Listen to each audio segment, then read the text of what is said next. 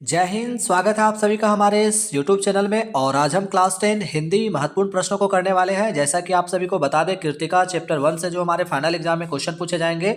ये आज का जो हमारा सबसे इम्पोर्टेंट प्रश्न है चैप्टर माता के आंचल का, जिसमें से दूसरा नंबर प्रश्न है कि आपके विचार से भोलानाथ अपने साथियों को देखकर सिसकना क्यों भूल जाता है। तो मेरे प्यारे बच्चों, भोलानाथ भी बच्चों की स्वाभाविक आदत के अनुसार अपनी उम्र के बच्चों के साथ खेलने में रुचि लेता है। उसे अपने मित्र मंडली के साथ तरह तरह के क्रीड़ा यानी कि खेल करना अच्छा लगता है। वे उसके हर खेल व हुड़दंग के साथी है। इसके अलावा अपने मित्रों को मजा करते देख वह स्वयं को रोक नहीं पाता, इसलिए रोना भूलकर वह दोबारा अपनी मित्र मंडली में खेल का मजा उठाने लगता है, जिसके कारण भोलानाथ सिसकना भूल जाता है। जिसके कारण भोलानाथ सिसकना भूल जाता है। तो ये काफ़ी अच्छा प्रश्न है और फाइनल एग्जाम में पूछे जाते हैं। अब यहाँ से देख लेते हैं दूसरा जो हमारा प्रश्न है वो क्या पूछे जाते हैं। तो मेरे प्यारे बच्चों, जैसा कि इसका 4 नंबर जो प्रश्न है जो कहता है कि भोलानाथ और उसके साथियों के खेल और खेलने की सामग्री आपके खेल और खेलने की सामग्री से किस प्रकार भिन्न है। मेरे प्यारे बच्चों, भोलानाथ व उसके साथी खेल के लिए आंगन व खेतों पर पड़ी चीज़ों को ही अपने खेल का आधार बनाते हैं।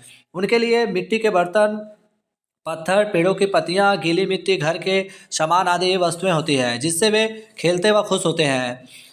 आज जमाना बदल चुका है। आज माता पिता अपने बच्चों को बहुत ध्यान रखते हैं। वे बच्चों को बेफिक्र अनुमति नहीं देते। हमारे खेलने के लिए आज क्रिकेट का सामान, भिन्न भिन्न तरह के वीडियो गेम व कंप्यूटर गेम आदि बहुत सी चीज़ें हैं जो इनकी तुलना में बहुत अलग है।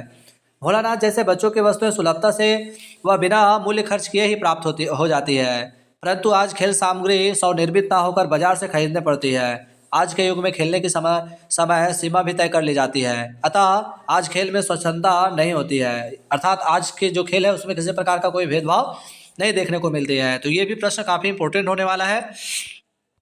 इसके अलावा इस चैप्टर से हमारा जो भी प्रश्न था वो दो ही ऐसा प्रश्न है जो इम्पोर्टेंट है। इसके अलावा एक तीसरा प्रश्न है 8 नंबर का, जहाँ पे कहता है कि यहाँ माता पिता का बच्चे के प्रति जो वात्सल्य व्यक्त हुआ है उसे अपने शब्दों में लिखिए। वहाँ आप लोग का फाइनल एग्जाम में पूछेगा कि माता के आंचल पाठ में माता पिता का बच्चों के प्रति किस प्रकार वात्सल्य व्यक्त हुआ। तो जैसा कि आप सभी को पता है, माता का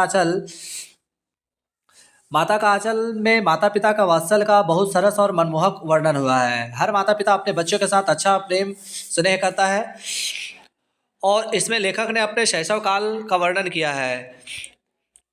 भोलानाथ भोलानाथ के पिता के दिन का आरंभ ही भोलानाथ के साथ शुरू होता है। उसे नहलाकर पूजा पाठ कराना, उसको अपने साथ घुमाने ले जाना, उसके साथ खेलना व उसकी बाल सुलभ क्रीड़ा से प्रसन्न होना आदि उनके स्नेह व प्रेम को व्यक्त करता है। भोलानाथ की माता वात्सल्य का व ममता से भरी हुई है, अर्थात अपने बच्चे को बड़ा ही प्रेम लाड़ प्यार करती है।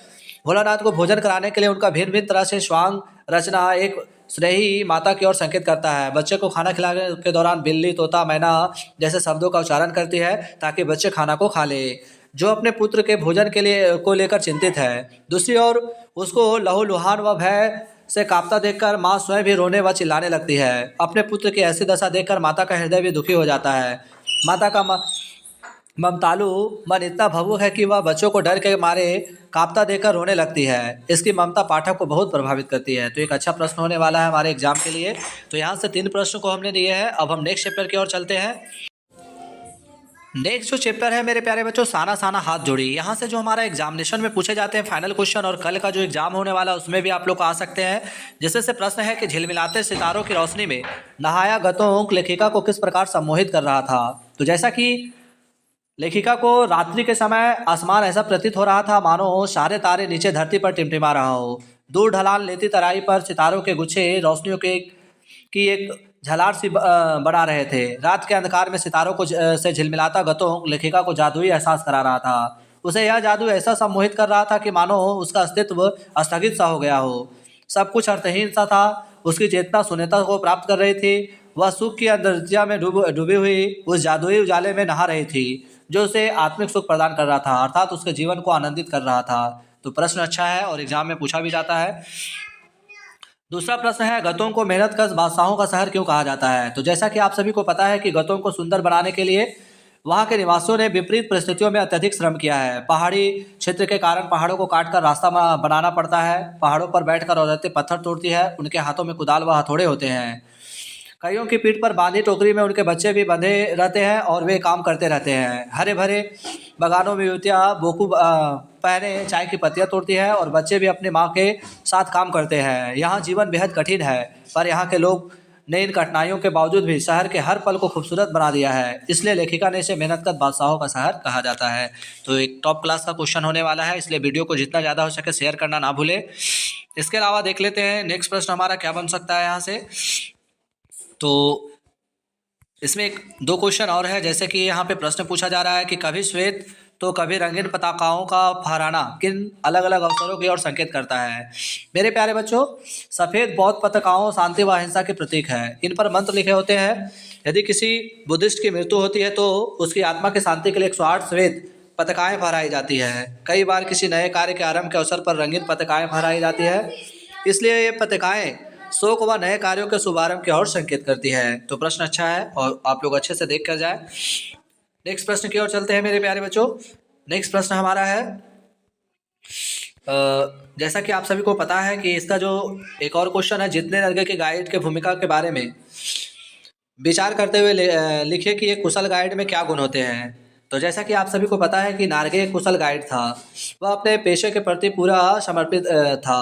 उसे सिक्किम के हर कोने के विषय में भरपूर जानकारी प्राप्त थी, इसलिए वह एक अच्छा गाइड था। एक कुशल गाइड में निम्नलिखित गुणों का होना आवश्यक है, जैसा कि पहला, एक गाइड अपने देश व इलाके को कोने कोने से भली भांति परिचित होता है, अर्थात उसे संपूर्ण जानकारी होनी चाहिए। दूसरा, उसे वहाँ की भौगोलिक स्थिति, जलवायु व इतिहास की संपूर्ण जानकारी होनी चाहिए। तीसरा, एक कुशल गाइड को चाहिए कि वे अपने भ्रमणकर्ता के हर प्रश्न के उत्तर देने में सक्षम हो। तो काफ़ी अच्छा प्रश्न होने वाला है एग्जाम के लिए, इसलिए आप लोग इसे भी पढ़ के जाए।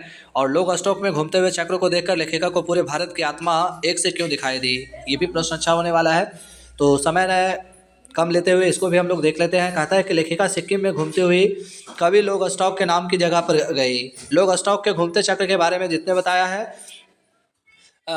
जितेन ने बताया कि यह धर्म चक्र है, इसको घुमाने से सारे पाप धुल जाते हैं। मैदानी क्षेत्र में गंगा के विषय में ऐसा ही धारणा है।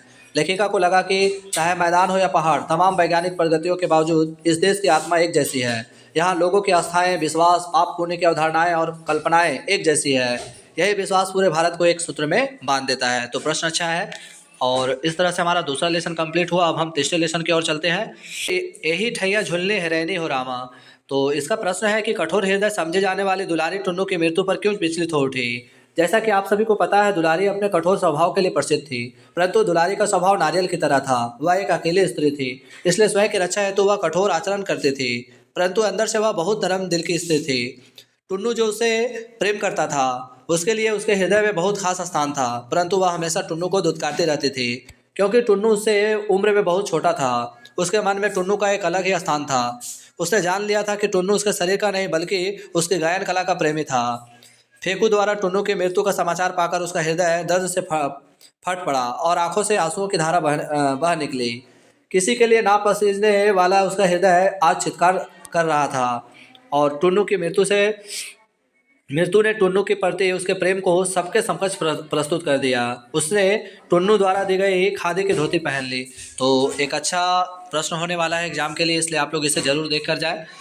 और नेक्स्ट है यहाँ से जो हमारा प्रश्न है वो है दुलारी का चारित्रिक विशेषताएं। दुलारी और टुन्नू का चारित्रिक विशेषताएं, ये भी एक इम्पोर्टेंट प्रश्न होने वाला है, तो इसको हम अभी छोड़ रहे हैं। जैसा कि यहाँ पे एक प्रश्न दिया गया है कि दुलारी का टुन्नू से पहली बार परिचय कहाँ और किस रूप में हुआ, इस प्रश्न को हम लोग देखेंगे। तो जैसा कि मेरे प्यारे बच्चों, टुन्नू व दुलारी का परिचय भादों में तीज के अवसर पर खोजवा बाजार में हुआ था, जहाँ वह गाने के लिए बुलवाई गई थी। दुक्कड़ पर गाने वालियों में दुलारी का खास नाम था। उसे पद में ही सवाल जवाब करने की महारत हासिल थी। बड़े बड़े गायक उसके आगे पानी भरते नजर आते थे और यही कारण था कि कोई भी उसके सम्मुख नहीं आता था। उसी कजली दंगल में उसकी मुलाकात टुन्नू से हुई थी। उसे भी पदात्मक शैली में प्रश्न उत्तर करने में कुशलता प्राप्त थी। टुन्नू दुलारी की चुनौती स्वीकार करता है। दुलारी मुस्कुराते हुए मुग्ध होकर उसे सुनती है। टुन्नू ने अपनी कला से दुलारी को नतमस्तक कर दिया था। और इस तरह से दुलारी का टुन्नू से पहली बार परिचय कहाँ हुआ था, तो खोजवा बाजार में हुआ था। तो प्रश्न